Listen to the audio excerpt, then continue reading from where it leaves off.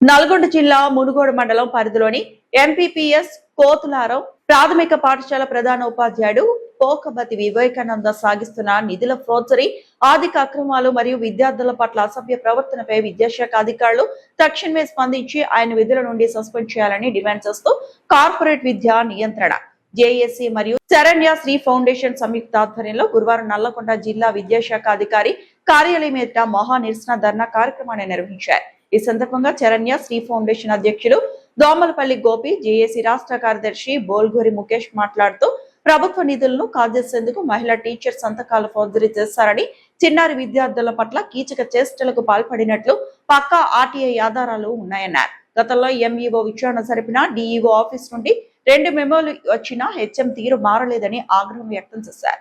వెంటనే సదరు హెచ్ఎం ను సస్పెండ్ చేయకపోతే జిల్లా కలెక్టరేట్ ముట్టడిస్తామని, అలాగే రాష్ట్ర బాలల హక్కుల పరిరక్షణ కమిషన్, మానవ హక్కుల కమిషన్లను ఆశ్రయిస్తామని హెచ్చరించారు. అనంతరం డిఈఓ కార్యాలయ అధికారులకు సమగ్ర వినతి పత్రం అందజేశారు.